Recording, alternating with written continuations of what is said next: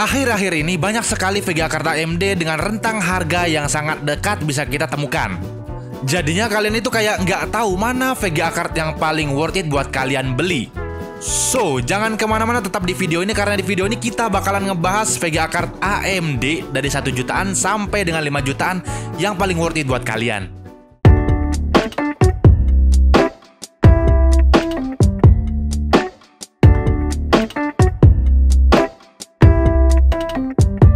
Ya, gua tahu kalau akhir-akhir ini banyak sekali opsi VGA card AMD yang bisa kalian dapatkan. Entah berapapun budget yang kalian punya. Jadinya kalian tuh kayak kebingungan, mana nih VGA card yang paling worth it dan paling mantap buat gua bisa bertahan 1 atau beberapa tahun ke depan. Yang bikin kalian bingung dan jadinya kalian tuh ngomong kayak gini. Mana sih VGA card yang paling worth it dan yang paling mantap buat gua beli 1 tahun atau beberapa tahun ke depan? Apalagi dengan fenomena naiknya harga hardware akhir-akhir ini. Jadi ya kayak ngeri-ngeri sedap kalau kalian sampai salah beli VGA card yang paling worth it buat kalian. So, tetap tonton videonya karena di GoNamList kali ini kita bakalan ngebahas VGA card AMD yang paling worth it di harga 1 jutaan sampai dengan 5 jutaan versi GoNamTech. Tapi sebelum lanjut videonya, jangan lupa support dulu GoNamTech dengan subscribe dan nyalakan loncengnya biar kalian gak ketinggalan upload terbaru dari GoNamTech. Dan kalau kalian ingin lebih dekat dengan kami, kalian bisa follow Instagram @GoNamTech. Ya, langsung aja kita ke pembahasan VGA card AMD yang paling worth it di harga 1 jutaan sampai dengan 5 jutaan versi GoNamTech.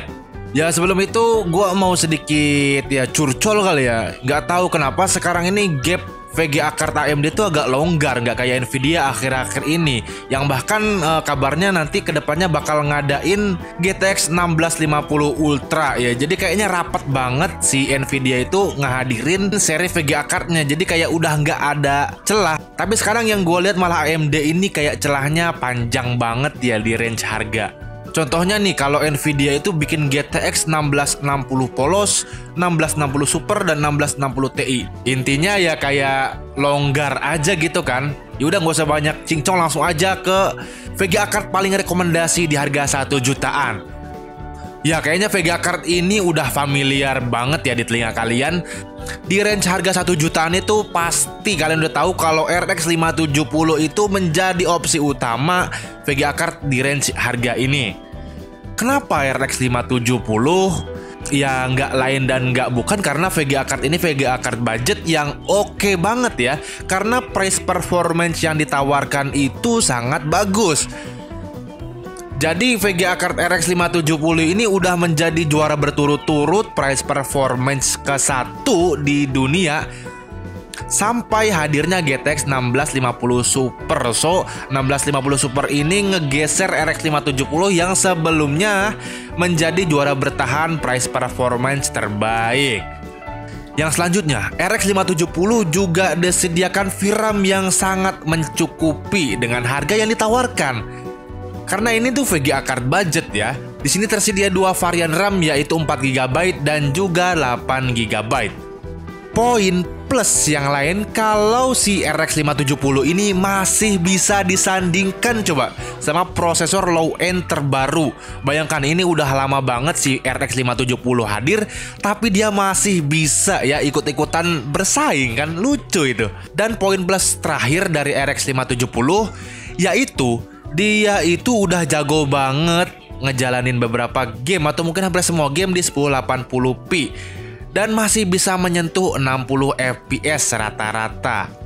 Ya mungkin kelemahannya menurut gue cuma satu sih ya.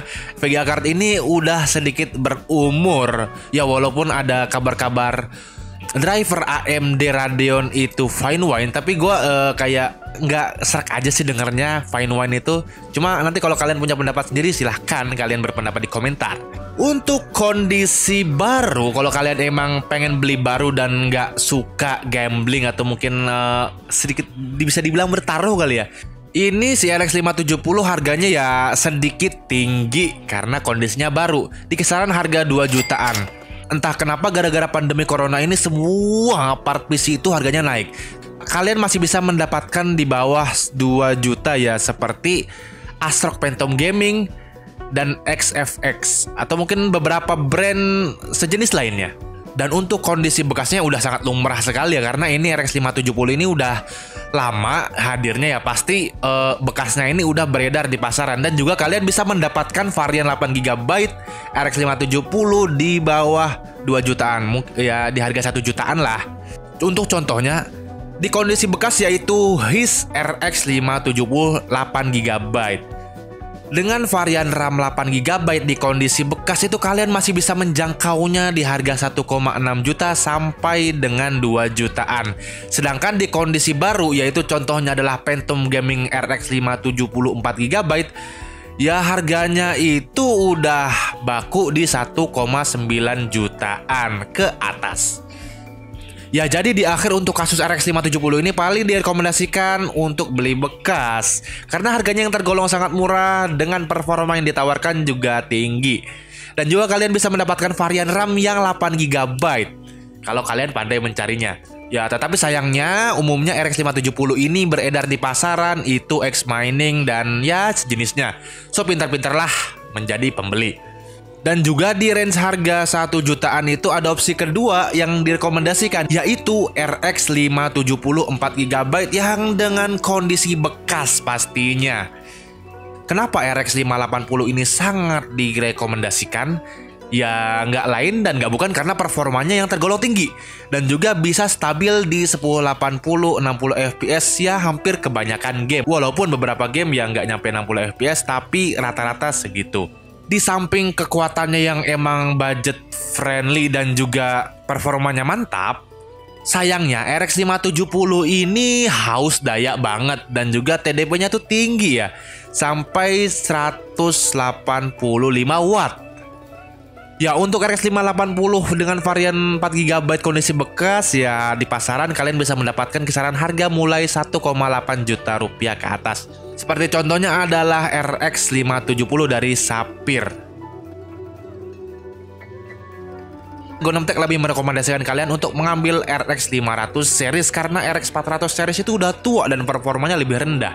RX 580 10-15% lebih powerful dibanding RX 480 dan juga RX 570 10-15% lebih powerful dibanding RX 470. Untuk yang selanjutnya di range harga 2 jutaan.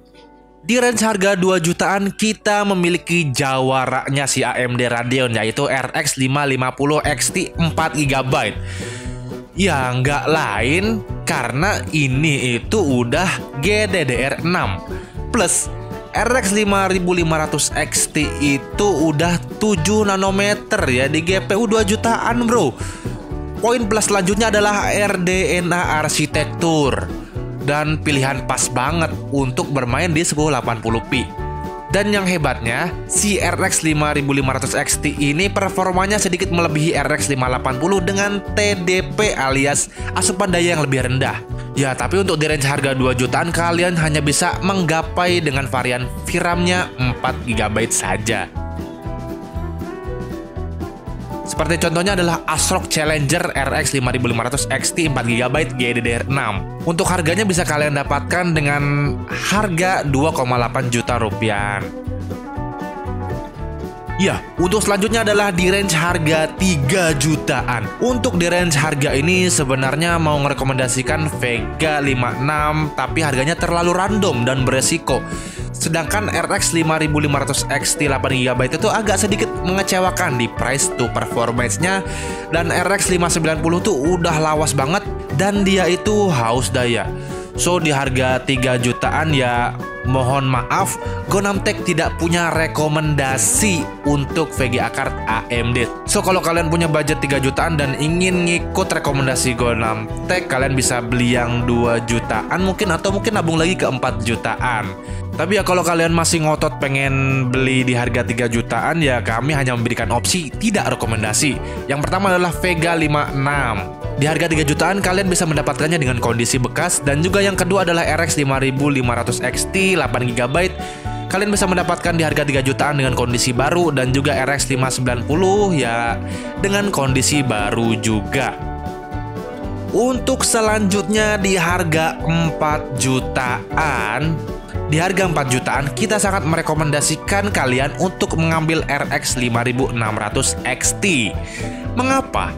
Karena RX 5600 XT ini best price to performance di 2020. Dan juga performa non-ray tracing bisa melampaui RTX 2060 di harga 1660 Ti. Poin plus selanjutnya ya kalau si RX 5600 XT ini mendekati performa RX 5700 dengan harga yang jauh lebih murah. Lalu VGA card ini itu andalan 1080p rata kanan. Dan juga kalian masih bisa andalkan RX 5600 XT ini di 2K gaming atau 2K gaming. Selanjutnya dia itu sudah memiliki 7 nanometer teknologi dan juga arsitektur RDNA Navi 10. Ya, seperti contohnya di sini adalah Sapphire Pulse RX 5600 XT. Sapphire Pulse RX 5600 XT ini bisa kalian dapatkan mulai dari 4,5 jutaan saat video ini dibuat.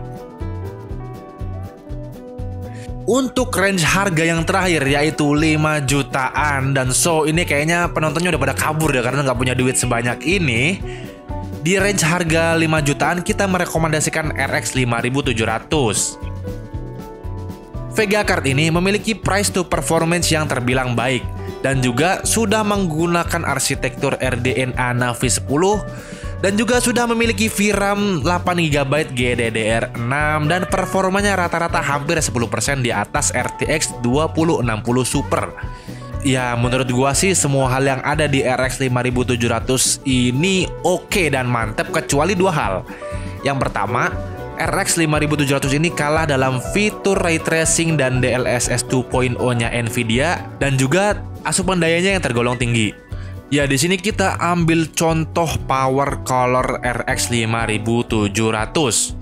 Untuk Power Color RX 5700 8GB GDDR6 ini bisa kalian dapatkan dengan harga mulai dari 5,3 jutaan. Ya, mungkin 5,5 juta, 5,6 juta, intinya masih di 5 jutaan. Ya, di akhir membeli atau tidak membeli itu adalah hak final keputusan kalian. Gonamtech hanya memberikan opsi agar kalian bisa lebih bijak mengambil VGA card yang kalian beli, khususnya VGA card AMD yang kita bahas saat ini.